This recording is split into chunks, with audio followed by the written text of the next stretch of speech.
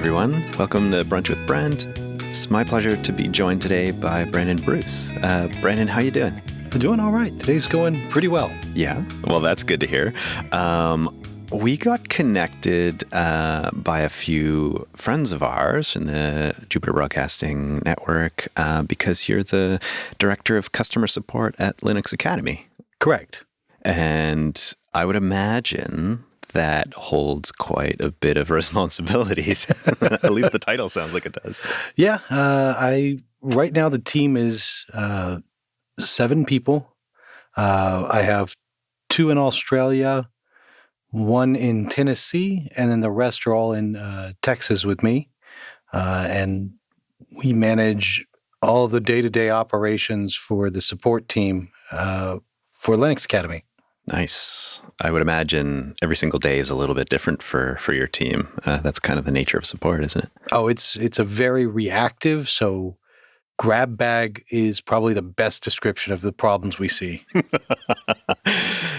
I would imagine there's some repetition, but yeah, you just like all sorts of stuff. And so are you dealing with customers directly, or is it internal support? Is it a little bit of both? So up until roughly 2 weeks ago, we handled both internal and external support. The internal support just got moved over to an IT operations team. So we are getting used to having nothing but external now. Right. So a little bit of relief there, but at least allows you to concentrate your time a little bit. Because you've got a little bit of 2 worlds. You've got a crew of people face to face with you where you're located, it sounds like, and also some remote staff. Is it kind of a completely different dynamic working with those, or is it working out pretty well? How does that work? So everyone technically works remote. We have an office here in San Antonio that we go into twice a week just to kind of see each other and have some FaceTime. But for the most part, we all work remote.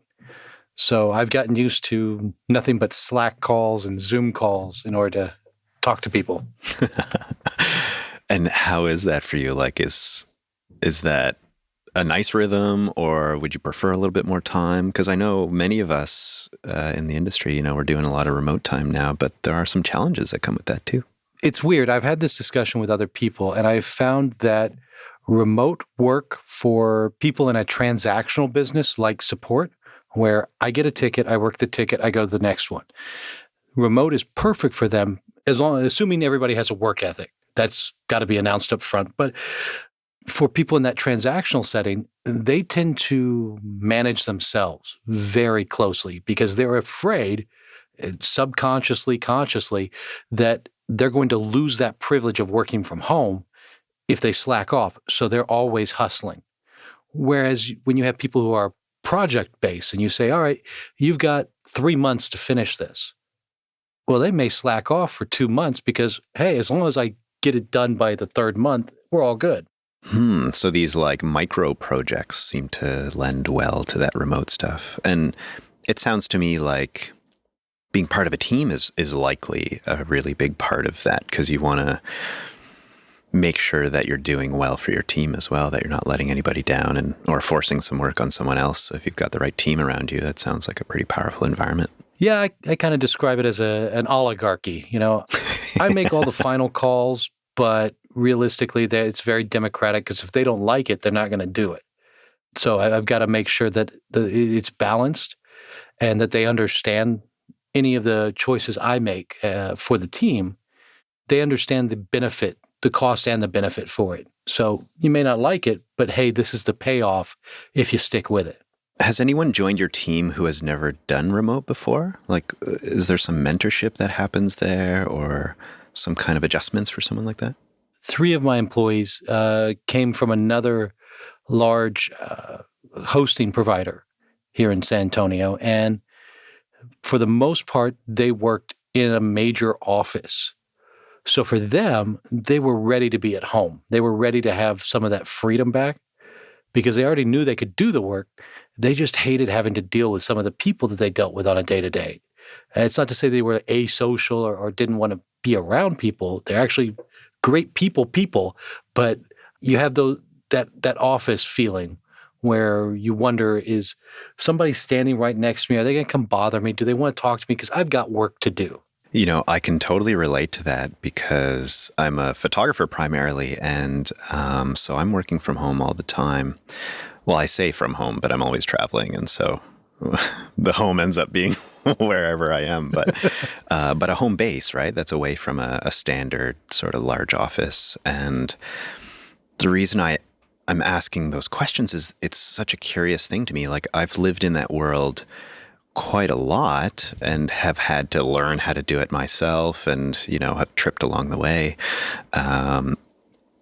And yet I've heard repeatedly from, employees who are used to the sort of corporate environment like that, how once you figure out how to be, consistently productive on your own, that freedom can just increase productivity and happiness, and that sense of flexibility too is sounds really essential. Yeah. I mean, my background was actually as a cook and chef for almost 2 decades before I ever got into tech.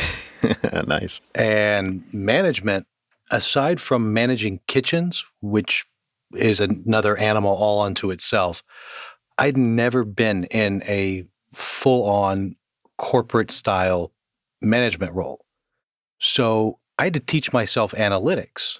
I'd never done it. I've done like cost benefit stuff for like inventory control, but never gone, okay, I need to find metrics that show that my employees are doing a good job. What metrics are important? How do we know what is good, what is bad? What's good data, bad data? Those were questions I never had to ask before. And if I were in a corporate setting and all the floundering I went through trying to figure it out, I would have looked like an idiot.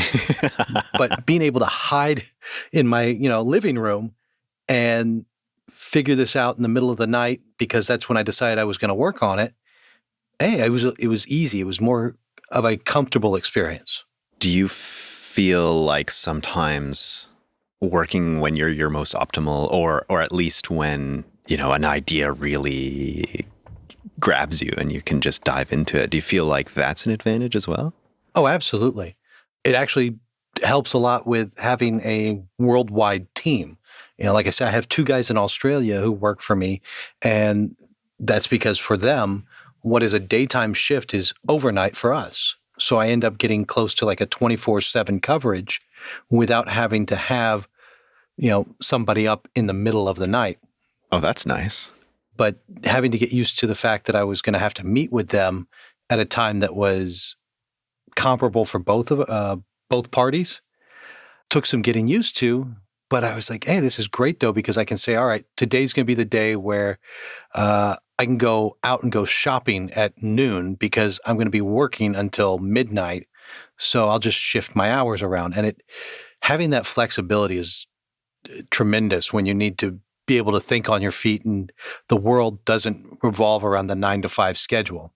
Yeah, I could see how from the business perspective, that sort of flexibility in support is like totally essential. That 24-hour cycle I hadn't even thought of, because we sort of think in these, 8-hour or max 12-hour cycles. But yeah, I could see how having someone sort of on hand at any time, especially with how Linux Academy is such a sort of web-based business where anybody can join from anywhere at any time. I could see how that would really be quite essential. It's fascinating. I just, we were talking about analytics. I just got into using like Google Analytics to track it's basically our FAQ page. It's, we use Zendesk, so it's called a knowledge base, but I wanted to track which ones were most popular to see, where we could do better and where we are doing the best.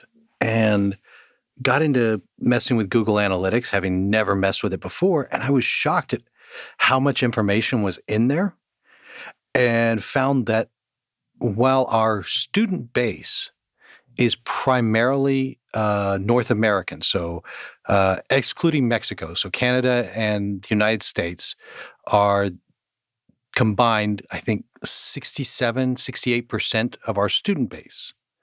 And the rest tends to be centered around India, Pakistan, Afghanistan, Saudi Arabia. So the Middle Eastern countries have another good like 27%. I thought, okay, so that's what I should see when I look at the analytics. But looking at our FAQ pages, I found that it was almost inverted. The people in North America aren't going to the FAQ pages at all, but those in the Middle East are pouring over pages. Like I was able to track one guy who went through and read almost 60 articles that we'd written. Nothing that had anything to do with each other, just reading articles. That's fascinating. Yeah. I was like, wow, I would have thought it would be, where we have the most people, that's where the most people are going to our FAQ. No, it's the inverse. The other group really wants to know a lot, and they'll just sit there and read. Wow. Do you feel like that speaks a little bit to like learning culture in different places in the world? Because what you've just described is also the opposite of what I would have thought. Like it almost tells a story that you could have never imagined unless you had that data, which I suppose shows the strength of data. But you think it's a cultural, like a learning culture difference, or maybe, I don't know. What do you think? Any theories? So I haven't got enough data to prove my hypothesis. But the best one I've come up with is that if you know English as a second language or a third or fourth language, it is easier for you to go and read it and be able to look up the words that you don't know than it is for you to try and play with it and figure it out in a system that's written in English. If you go on and try and mess with a new program and all the buttons are in English, or in this case for us, let's say they're in Flemish, and you don't speak Flemish, so you're looking at it going, okay, I don't know what that is. I might be able to figure that means stop because it's red, but this company has written articles about their program, and if you go sit there and learn Flemish and try and translate as you go, you can learn it. It's the only thing I've come up with so far, that and possibly that it's just a different culture that they are accustomed to going and reading in order to understand. Whereas in the more Western cultures, we have a quicker need to get the information. If I don't get it in a couple of clicks, I'm not messing with it. I think you're onto something though with that theory, because when you put it in the perspective, of flipping the coin and playing with a tool that's in a completely different language, it sounds to me almost like learning what I'll call offline, so not in a live environment, so that you can sort of spend the time slowly understanding all of the concepts before you dive into the actual, nitty-gritty of doing it. That would make a lot of sense to me from the perspective of confidence, especially if it's a different language, right? You can wrap your head around a whole lot of concepts and the whole thing before you sort of dive in and poke around. So I think you're onto something there. One of the other big things we found out with this was we started mapping what pages people are going to the most, and we found that on a monthly basis, the most popular was one on how to connect to our hands-on labs. And I thought, well, why is that? I mean, there are directions at every lab that tell you how to do it. Why do they need to come read this? And we're talking like a magnitude of difference. Like in December, 9,000 unique people and unique IP addresses went and read the article that we had written in support on how to connect to hands-on labs. And the next closest thing was it was like a description, a comparison between what a cloud playground is and what cloud servers are. And it went from 9,000 for connecting to like 3,000. So 3 times less. Wow. And I was like, that's huge. Why is that? And I go and look at how the interface was written. So if you go to a lab, how the directions are written there are, if you are unfamiliar with how to use things like, say, SSH or PuTTY, they're confusing. But you go to our article in the support FAQ, and we've got like diagrams and pictures and a step-by-step walkthrough. And I was like, well, that explains it. If you're brand new and you don't understand, and somebody's already making a leap of logic for you saying, oh, you should know this before you start, yeah, you're going to go read another article on it. It's almost like the data is telling you a whole bunch of stories that how could that not be helpful for you and your team to create better experiences, right? For the end user. It sounds like it allows you almost to like empathize with the person on the other end. Does that feel accurate? I am a very numbers-driven, data-driven person, even though I didn't understand it until I had the tools. And I started seeing parts of my personality really come out as I dug deeper into stuff. And I was like, this is what I need to know. I have always wanted to understand, but I didn't have the knowledge on how to collect data. And now I can sit here and go, okay, I feel that it should be this way. Let me see if the logic backs it up. It makes a world of difference, especially when you're talking about, solving people's day-to-day problems. If you can understand where they're coming from first and why they have the problem in the first place, because it is a flaw of working in support that eventually you get to, I wouldn't say a jaded place, but more of a callous place. Like you've built up a reaction to seeing a similar question over and over, so you just get to a point where like, okay, these people just don't know what they're doing. Is it that they don't know what they're doing, or did you not teach them? Where is the real failing? Yeah, interesting. I feel like the data that you're diving into is telling you a story that's actually sort of leading you to some hints at human nature almost. So it's curious to me, those two worlds, because the data-driven world, usually is super technical and stuff like that. But that's actually allowing you to see sort of the human element of it all, which is fascinating. And like the example you just gave in those sort of calloused perspectives, if you've spent that much time in support, I could see how seeing it from the other side and just asking different questions with that data behind you would allow for quite a powerful transformation in the approach that you take there. So that's really fascinating to me. Okay, so you said you do photography. I would compare it to trying to explain shutter speed. For you, I'm sure the idea of like, hey, if you leave the aperture open longer, yeah, you're going to overexpose the film. That just seems logical to you.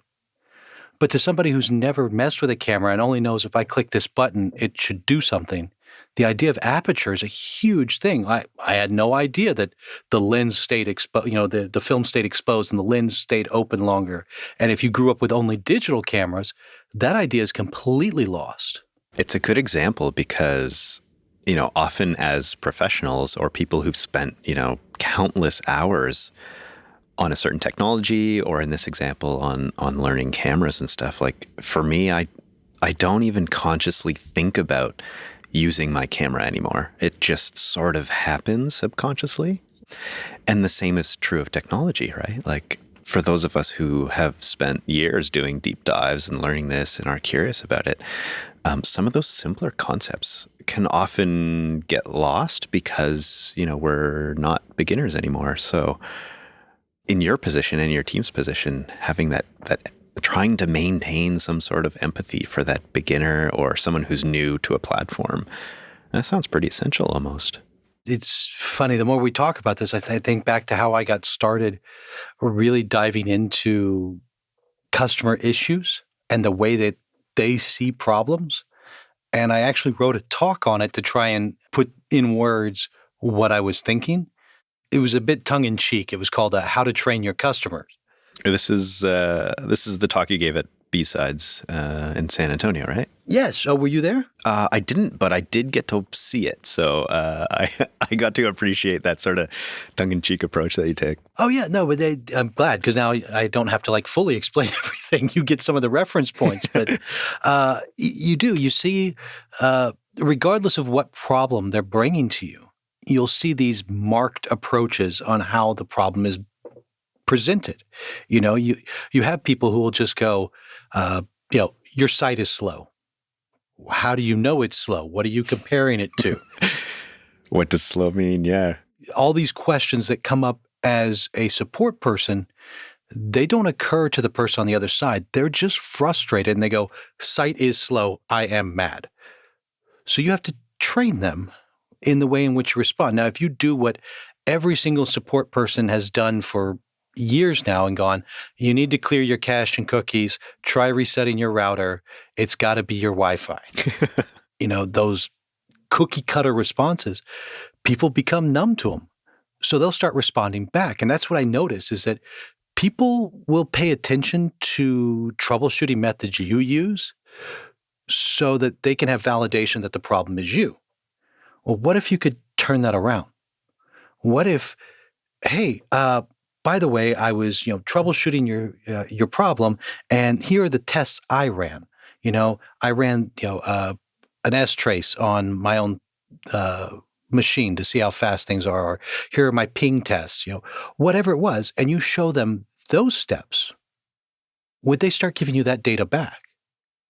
And we did a small test within our support team and found that on about 20% of the time, they did. These repeat people that we found would start using these tests as if they were trying to show us off, show us up and go, it's still you. Look, I did it this time. I did these tests. I'm like, cool. So this does work. We can start training people to give us better data. What I gather from that story is almost that support, or at least good support, is sort of a team effort between you and the person, with the complaint or the support issue. And though they may not see it that way, you have to try to convince them somehow, maybe with a few different types of approaches, that's actually the case, because everyone wants a positive outcome, right? But it sounds like there's, depending on the person and the issue, there's a whole bunch of different ways to achieve that. Yeah, I mean, you're always going to have people who just want something for free. Those people exist. That's a real thing. Okay. But the way people view support as being cookie cutter in their responses, support has become cookie cutter in the way they view the people coming in. They assume everybody's out for something free. Well, they're not. But they don't know how else to get your attention if they don't go for the grandiose, because we've become numb. We've become this self-insulating group who are like, we've got to protect ourselves because you don't know how hard it is to do this day in and day out. You're right. But you kind of did it to yourself too. And the only way to fix it is to change your behavior so they learn how to behave differently. And then we can all start getting along. A weird hippie thought. No, I like it. How do you think that support fits into sort of the greater tech realm, because you've got engineers, you've got, coders, you've got all that so many different types of professions in there. But for you, how do you feel like support fits in? I see support in a unique way. I tell everyone on my team, if I see you on my team after 3 years, you better be taking my job, because this should totally be just the stepping stone. This should not be where you end.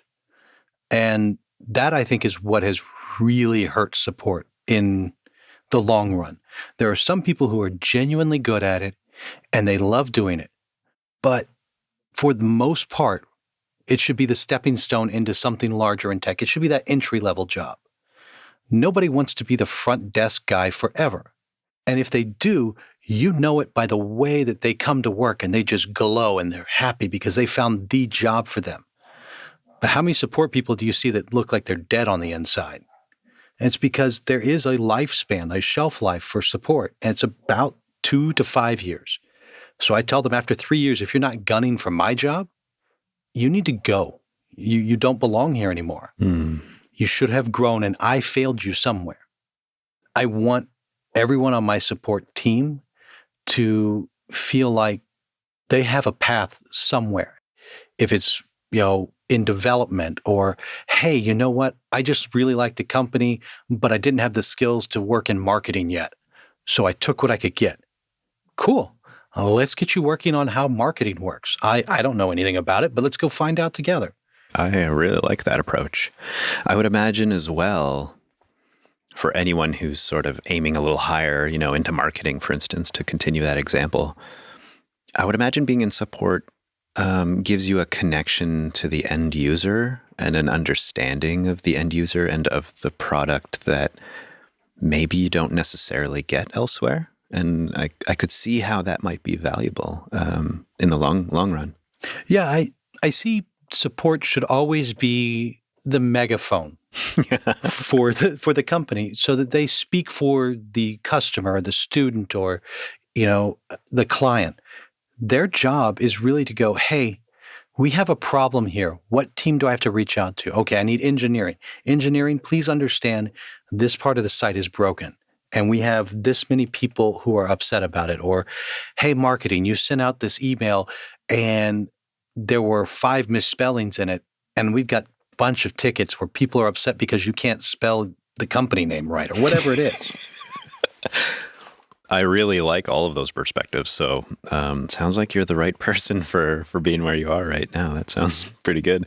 One thing that I wanted to mention quickly on that topic is I read recently how Toby Lutke, who's the Shopify CEO, I think a few times a week just like sits down and takes a few support tickets, which I found fascinating because it gives you, of course, he built that business from the ground up. So he's gotten that connection with users previously, but he's continued that throughout. It sounds like having an understanding of sort of the entire scope of an organization, at least just a little bit, sounds like it's really informative for everybody. We have a small lapse in time from my overnight guys to my morning guys. It's about 4 hours. So when I get in the morning, the first thing I do is I go through the tickets that have not been sorted yet. And it gives me kind of an idea of what were they seeing last night and what can I expect to see this morning, and keep a pulse of what is going on with the day-to-day business. Inevitably gives you some perspective on how everything's going, I would imagine. There have been a lot of, not issues, but like events that we were able to see ahead of time, because I was like, all right, I'm sorting this and I've seen the same issue 6 times. And since I'm not working the issues and I'm not getting the lapse between, I'm just going, okay, this belongs here, that belongs there, this belongs, I get more of a digest effect. I can go, okay, hey, we've got, in a 4-hour block of time, 8 tickets about this one thing. What's going on there? And I can start diverting my energy there to start the day. You mentioned a kitchen experience for almost 20 years. I wanted to ask you a little bit about that. I have often been fascinated about sort of the internal workings of kitchens and have read about it a bunch, but haven't actually had that experience. But I'm curious how for you, are there some skills from that kitchen experience that translated to this new fast-paced environment you're in now? Yes. There are a couple of things. Like, one, I don't get the nervousness, the fear that people have in dealing with other people. Oh my, these people might be upset with me. No, I'm sorry. Once somebody's like held knives to you and there's fire around you and hot oil and I could die, the dude from accounting's not going to bother me. But the other thing, the biggest part of it was when I got to Linux Academy, pretty much got to build the support team from the ground up. And we got to put it together the way we wanted to see it.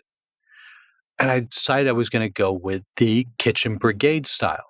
And in that, everybody who comes in starts at the bottom. No matter what, you start as a dishwasher or fry cook, and you work your way through the kitchen until you get to a higher level. Nobody gets hired in, I'm not going to go pick up a saute cook. I'm going to move my grill guy over, and I'm going to move my fry guy to grill, and I'm going to move my dishwasher over to fry, and I'm going to hire a new dishwasher. That way, at any point in time, if one member of that chain falls out from below, like say the dishwasher calls in sick, every single person on that team has washed dishes and they know what it takes and they can pitch in and do it. There won't be that ego of, oh, that's beneath me. I got hired to do saute.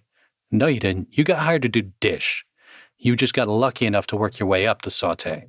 Wow. I can certainly see the advantage to that. Now it's an investment, right? That takes time to move people through all those stations. It does take time. And when at the very beginning, it is the hardest, because what happens is most cooks, most chefs will bring an already built team. So they've been going through this time and time again. So they'll bring a team with them from the last place they worked and go, okay, I know you went through the same thing I did. You understand this. I don't have to reteach you. But everybody new has to go through that. It sounds as well like a part of it is accepting that the team is in constant flux. Like everyone is constantly growing and everything is constantly changing and the people in the positions are constantly sort of rotating. So I could see how that would be helpful as well, because we tend to want to think in sort of binaries or black and whites and simplify things like, okay, this, person in HR is always going to be the person in HR, but that's just not the reality of life. And I would imagine that kitchen experience, or at least that system to work on that, really pays back in many, many ways. Yeah, it makes everything very dynamic, but it also, I firmly believe that if you really understand something, you can teach it. So it ensures that, hey, you want to move up, you're going to have to train the guy beneath you so he can take your spot. So you have to be able to teach them what it is you do daily. And the guy above you, the place you want to go, he's going to teach you that. And everybody's wanting to do that because that's how they get out of the spot they're in. That's so awesome. I had never really gained that insight into how kitchens work. Like I kind of gathered that there's a progression, but it seemed to me almost like your standard corporate progression, where it's just like, oh, I'm going to get the next thing. But it sounds like the whole team supporting each other in this kind of pass it on approach. That sounds super powerful. It's funny. Kitchens can be the most vulgar, most offensive, ugly thing on the face of it. But deep down, everybody in there, the reason why they get like that is everybody in there knows it's going to be high stress. There isn't going to be a point in time where, all right, dude, we're all going to just hang out and watch YouTube together. No, we are all going to be working. We're going to be sweating. The conditions are crap. They just suck. It's hot. There's not a day that goes by where it's going to be cool in the kitchen. It's going to be 110. And the guy next to you, on either side of you, has weaponry that he brings with him daily, that he sharpens. And you need to make sure everybody agrees, everybody gets along. We may not like each other outside of work, but when we're at work, we're here to work and we all love each other. And it's a weird dichotomy that exists. And you're all pointed in the same direction, right? You have no choice. So this well-oiled machine that is a kitchen needs to be that way. I would imagine that the stress is almost required to have it be at its most efficient. And everybody sort of plays an essential role from the bottom right to the top. Yeah, the hardest part for me really when I got into a corporate environment was I'd become so accustomed to conflict resolution starting and ending in about 30 seconds. I just turn to the guy next to me and tell him, you suck and you either need to go home or pick up the pace. His feelings aren't hurt. He just knows he has two options right now. He can work and get paid or he can go home. But I can't turn to the guy next to me or in the cubicle next to me and go, dude, you suck. Can you do your job or not? Because then he starts crying or he runs off to HR and I'm in trouble. And, but that conflict resolution in the kitchen is necessary because if we have to stop and talk about our feelings, everything in the kitchen comes to a standstill. And now what was a well-oiled machine that was cranking out, 200 plates a night is now pushing nothing out of the kitchen. And it's all stopped. It's from 100 to 0. There's not really much in between, is there? No, there is, it's why it appears like a very coarse and pirate brigade is what I hear a lot. It looks like a bunch of pirates on a ship, but it's because they don't have a choice. They don't have time to consider feelings. Now that was the kitchen experience I grew up with. I've heard that lately it's changed and there has been a surge of a more calm and almost Zen-like approach to kitchen running. I don't know how that would look because I can't imagine it. It just never never was a thing for me. I would be more comfortable with Gordon Ramsay yelling and throwing my plates on the floor than I would be if some guy looked at me and goes, "This one just isn't right. I would like you to try again." I'd be frightened by that guy. That guy would scare me because I'm waiting for him to explode. Or because maybe you can't trust what he's saying. Like, is that really what he's feeling? And where's the sense of urgency or severity at the mistake, right? Mistakes in that sort of high stress environment are almost like completely unacceptable because it changes the entire dynamic, doesn't it? But yeah, it definitely led me to, when I got into tech, everybody's like, "Wow, how do you handle all the stress and all of this?" I'm like, nobody's yelling at me today. This is a cakewalk. I don't know what to tell you. This is calm. I actually started developing an issue where I got so accustomed to background noise, I would have to turn things on so that there'd just be random noise. Not in that sense like people like have like a show going. Like I want like construction equipment somewhere banging pots and stuff. Is there such a thing as a white noise from a kitchen, that you can turn on and tune out the world? Maybe it's a market opportunity. I would say, just as a slight aside, for anybody who's interested in reading up on that kind of kitchen experience, I have 2 recommendations, and maybe you can add to these if you've done that kind of reading. But I just came across randomly a book called Heat by Bill Buford, and he describes his experience sort of learning the kitchen from the likes of Mario Batali and going to Italy and doing a bunch of crazy stuff. So that book is very entertaining. I would imagine for someone in the kitchen as well as someone outside of a professional kitchen. I've never really, had tiny experiences, but that book was fascinating to me and totally agrees with everything you just said. And I guess anything, Anthony Bourdain is pretty well known for his Kitchen Confidentials and stuff. So those are 2 fascinating reads. Everybody I know when that came out was like, all right, who is this guy? Because this is spot on. It was almost like he was explaining our lives to us. And if you haven't read it, Medium Raw is also really good by him. Oh, what's that like? It's more of what happens when you become a hack, when you become me now. Hey, you used to work in a kitchen and now all you do is talk about it. You're not really a cook anymore. You're not one of us. Very odd feeling. I'll go out with my girlfriend. We'll go to restaurants and I try and identify with the waitstaff and the bartenders and the cooks. And they can tell I know what I'm talking about, but they also know I'm not one of them anymore. And it's like you start to feel like a fraud in what used to be your own home. I suppose it's a change of identity in some ways. Oh, my fingers used to be like black with soot underneath them and burnt and calluses. And now I'm like, I don't know when I last got a manicure. The things we put ourselves through, eh?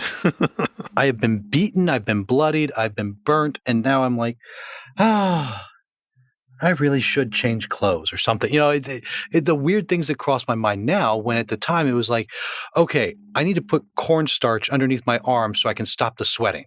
Do you feel like, you're still getting beat and burnt and all of that, but just in more of a sort of a mental capacity instead of that physical stuff? Like, has it just transformed or is it gone completely?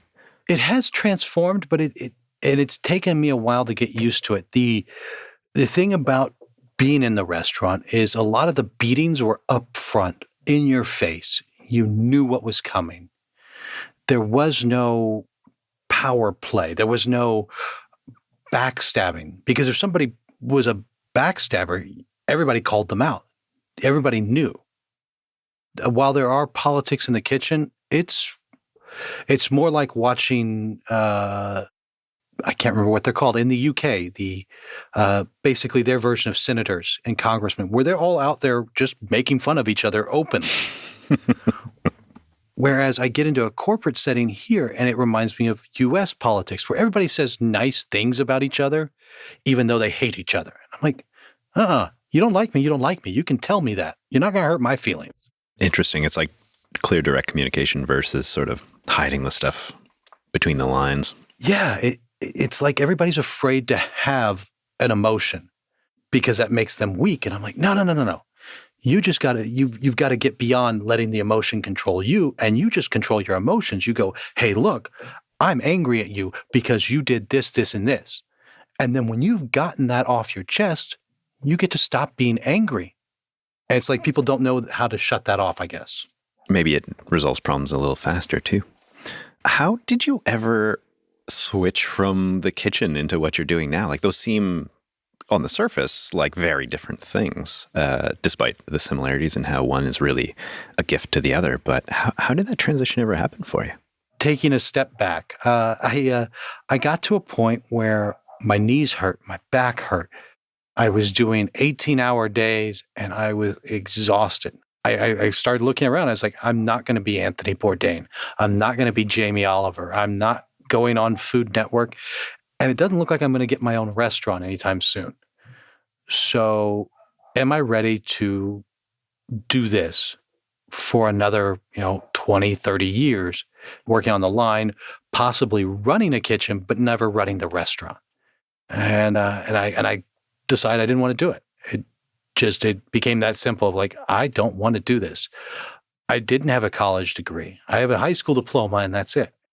So I was talking with a friend, and he said, well, you ought to take a shot at Linux. Why? I don't know. I know how to use a computer. He's like, yeah, you know more than most people. You can turn it on. I was like, what? It's a really low bar to set. He's like, and you can read. So here, and he gave me this like tome of a book. It was 1,000-page book called the Linux Bible. Sounds appropriate as a first one. Yeah, that's what he gave me. He's like, here, take this, go and learn it. Where do I start? He's like, start on page 1 and read through the book. Okay. So I start out with that. And then there was a group here in San Antonio called the Open Cloud Academy who were doing, it was like a 10-week boot camp where you go through, you learn the basic LAMP stack, Linux, Apache, MySQL, or MySQL, depending on your preference, and PHP. At the end of it, really, when I look back, I'm like, wow, of all the things I've learned, that should have taken me like 3 days, not 10 weeks. But knowing very little, it was great because I got to meet people and interact. And at the end of it, we were told everybody who goes through the program, and you had to pay for it. That's the other big thing. It did cost money. So it wasn't free. So you really wanted to apply yourself. But at the end of it, everybody would be offered the opportunity to interview with a major hosting company. That's worth the money alone sometimes. Yeah. And this is when my competitive brain kicks in because I'm like, okay, there's a class of 20. The class who did this before us, there were 20 there. 5 got hired. All right. So I have a 1 in 4 shot. I've got to figure out who are the 15 people I can beat. And it just became that. I was like, all right, I'm going to push through. How do you outrun a lion? All you got to do is be faster than the slowest guy. That was all I was going for. I don't want to be number 15. I will take number 16. I'll be that high. That's fine. I'll be the dumbest one of the smart group, but I'm getting hired. We get our RHCSA certification, so the system admin, and I go through the interview process, and I find out it's probably 2 years later. So 2 years after getting hired, I run into some of the people who had interviewed me, and they're like, yeah, you weren't hired for your skill. You were hired because you were just weird enough that we thought you'd be interesting to keep around. All right, I'll take it. That's sort of a backhanded compliment, right? And so from that, I was like, all right, I did sysadmin work for 2 years, and then I went on to work in OpenStack deployments. So converting major companies' data centers, their existing hardware into cloud servers. And I did that for 2 years. And then just on a lark, I was like, why not shoot for the big leagues? Linux Academy's hiring. Let's see if they'd give me a job running their, newly designed support team. Wow. And oddly enough, I got picked up for about the same reason. We thought you were crazy enough to build this. You can never really predict that kind of stuff. Like you had a friend who had, enough clarity and was generous enough to sort of hand you some pretty critical pieces of information and some support at a time when It sounds like that really turned your life around or at least switched it directions. That took you to where you are here. Like how could you have ever predicted that? But it's those people that come into our lives for small moments and give us, the Linux hint, and then we just get hooked from there. Brendan, I wanted to ask you if you have an ask of our community, if you want them to go see something, find something, learn about something, go try something. Is there anything you'd like to throw out there? In general, if you have an issue, if you have a concern, if you have a problem, don't sit on it. Talk, get it out there. The only way for people to help you solve the problem is if they know you have one. That sounds pretty important. You got to raise your voice before anybody even knows that you need some help. I would assume that fits both in the support realm and the bug tracking realm, but also just in life in general. Yeah. And I mean, if you hear that somebody has a problem and they've raised a concern, don't shut them out. At least give it the time and energy to look at it and establish where the actual problem exists. Because sometimes, you might hear, the lights aren't working. Well, is it the lights aren't working or there's no power? Or is there no power because you didn't pay the bill? Run it down a bit. Figure out where the real problem is. Don't just start treating symptoms. So doing some investigation sounds like it's pretty essential. Yes. Well, if you wanted to send people where they can say hi or that kind of thing, where would you send people? You can find me on Twitter. I am at Netcromancer, N-E-T Chromancer, as in I revive dead connections. That sounds like a perfect place to send people. Well, thank you so much for your time. It's been a real pleasure, and I've loved all these topics. So thanks for chatting, and hopefully we get to meet in person. I know you've been at Linux Fest in the past, so maybe you might be there this year. I don't know. Or otherwise, we'll see each other somewhere. Yeah, I'm all over the place. I'll in fact be, if anybody's out there, going to B-Sides Bryan College Station coming up in a couple of weeks, and I'll be out at Scale in March as well. Nice. So people can find you there. That's great. Well, thank you so much again, and thanks for your time.